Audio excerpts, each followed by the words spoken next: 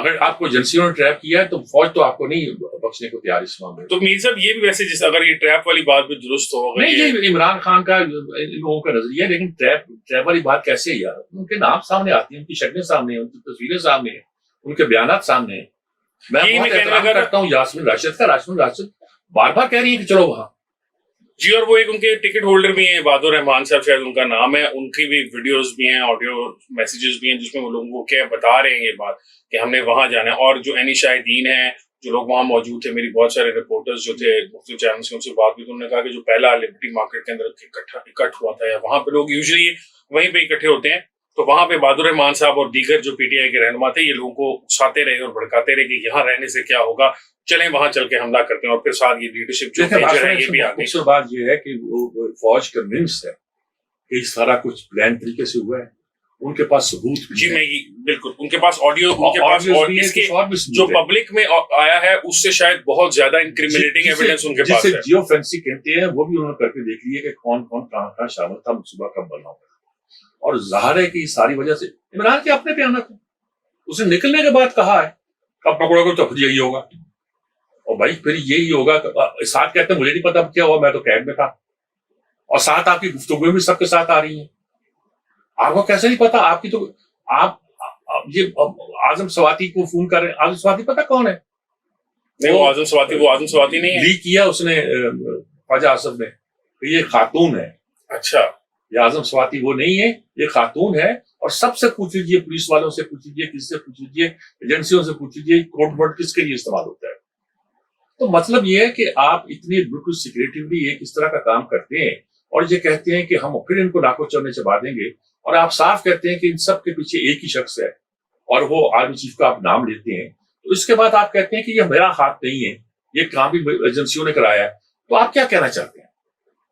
دیکھیے، آپ وہ فواد چودھری دیکھیں نا، ایک طرف تو میرا کپتان، میرا لیڈر ہے وغیرہ وغیرہ، ایک طرف جس طرح بھاگ کے بیچارہ واپس گیا ہے، مجھے اس پہ ترس بھی آ رہا تھا. ہمارا پرانا جاننے والا ہے، تو کس طرح وہ ہانپتا کامتا واپس، گرفتاری سے ڈر بھی رکھتا ہے انہیں. تو یہ بات سنیں، یہ ساری جو کہانی ہوتی ہے بڑی مشکل ہوتی ہے، بڑی ہوتی ہے. جس طرح یہ کر رہے ہیں، اب آپ مسئلے کو وہاں لے آئے ہیں جہاں کہ اب آپ کا ہیڈ آن کلیجن ہے. میں بار بار کہہ رہا ہوں اس پروگرام میں کہ آپ نے، اگر عدالتوں نے بھی آپ نے للکارا ہے، بس کو پارلیمنٹ کو نہیں للکارا، آپ نے ان اداروں کو للکارا ہے جو ملک کی سلامتی کے ذمہ دار ہے.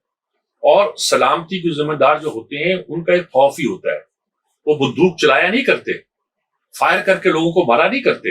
ان کا ایک ڈر ہوتا ہے، خوف ہوتا ہے. وہ لوگوں کے دلوں سے آپ وہ خوف نکالنا چاہتے ہیں. آپ کیا کرنا چاہتے ہیں؟ تو میرا خیال میں اب معاملہ بہت آگے بڑھ گیا. کوئی گفتگو اب معاملہ نہیں رہا. اب معاملہ جو ہے اس کو آگے ہی جانا ہے، اور اس کے نقصان ہم پاکستانیوں کا ہوگا، جمہوریت کا ہوگا، اور کسی کا نہیں ہوگا. اور اللہ پاکستان کو سلامت رکھے. پاکستان کے مسائل تو حل ہو جائیں گے، لیکن اس کے نتیجے کے طور پر، اس سارے ایپیسوڈ کے نتیجے کے طور پر ہم جہاں پہنچے ہیں، بلکہ میں کہتا ہوں جسے پروجیکٹ عمران کہتے ہیں، یہ 17 سے جو شروع ہوا ہے، اس کے نتیجے میں، بلکہ 14 سے شروع ہوا ہے، اس کے نتیجے کے طور پر کیا کچھ ہوا، کیا کچھ نہیں ہوا. آپ نے سب کچھ نظر انداز کیا، آپ نے پھر ساتھ دیا. اب اگر آپ مزید ہر چیز کو نظر، عمران کا نہیں میں کہتا، یہ سب کچھ جو ہو رہا ہے ان سب کو پکڑو بھائی. انہوں نے کہا جی وہ وہاں جی ایچ کیو میں داخل ہوئے تھے، تو انہوں نے کہا کہ آگے سے ایک جج نے کہا انہوں نے کہا اگر چھوڑ کیوں دیا؟ انہوں نے کوئی بھی داخل ہو آپ اس ٹیریٹری میں تو حملہ ہے. مطلب کہ آپ اسے شوٹ کر سکتے تھے، کوئی ہیومن رائٹس کا مسئلہ نہیں آتا.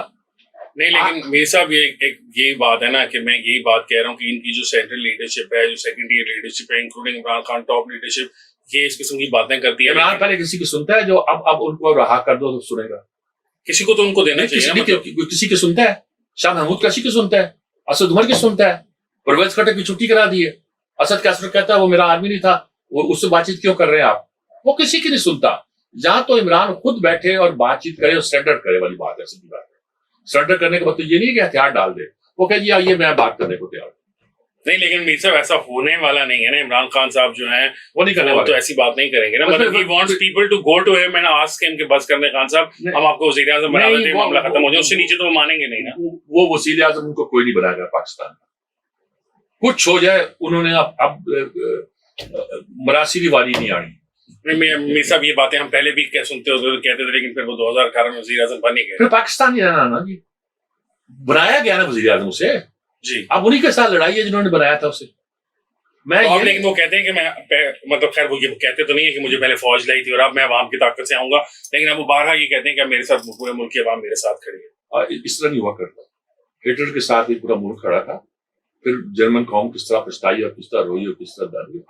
अब दुनिया किसी हिटलर को बर्दाश्त नहीं करती, सीधी बात में कहते हैं। Thank you so much Mir साहब। जैसे कि आपने कहा बताया कि असल मसला इस वक्त ये है कि पाकिस्तान की अवाम के ऊपर सारा बोझ पड़ गया। ये सब कुछ जो हो रहा है पिछले कम से कम पिछले 2-3 साल का जो सियासी कश्मकश है, उसका सबसे ज्यादा नुकसान अगर किसी को हुआ तो पाकिस्तानी अवाम को हुआ। पेट्रोल की कीमतें आसमान पे हैं, करेंसी जो है वो सस्ता हो गया पेट्रोल, वो मीर साहब वो बहुत 100 रुपया बढ़कर अगर 12 रुपये इकट्ठा हो गया, इंटरनेशनल मार्केट में महंगा होगा, सस्ता होगा। हाँ, लेकिन मीर साहब वही मैं कहने लगा था ना कि वो डॉलर की मसला भी तो है ना कि तकरीबन जाते जाते एक बात आपको और बता दूं कि IMF ने और नखरा किया ना, जिस तरह जो PTI कर रही है, अगर IMF ने और नखरा किया फिर समझो आप चीन के ज्यादा अलाई बन जाएंगे, और फिर जो हमारी इकोनॉमिक सिचुएशन इस मुल्क में बनेगी वो मुख्तलिफ होगी। जो आलमी इदारे हम पे थोप रहे हैं और हमारा चुमन नकार रहे हैं। सागडान ने एक फिक्रा कहा, दैट इज वेरी इंपॉर्टेंट। उसने कहा कि आर्मी सियासत में पाकिस्तान के साथ जो सलूक किया जा रहा है, पाकिस्तान की मईशत के साथ, ये दुरुस्त नहीं है। इस पर फिर कभी गुफ्तगू करें इंशाल्लाह। मीर साहब नेक्स्ट प्रोग्राम में इस पे डिस्कशन करेंगे। हम यूजुअली करते भी रहते हैं इस बात को। मेरा ख्याल है हमारे प्रोग्राम के प्लेटफॉर्म से सबसे ज्यादा उठाया गया कि पाकिस्तान का जो चाइना कैंप में जाना था वो अमेरिका को पसंद नहीं है, और जो प्रोजेक्ट इमरान खान था उसके पीछे शायद सबसे बड़ी रीजन ये भी थी। आज के लिए नाज़रीन इतना ही। इंशाल्लाह आपसे मुलाकात होगी अगले हफ्ते। मुझे हसन तखार को, सजाद मीर साहब को दीजिए इजाजत। अल्लाह हाफिज।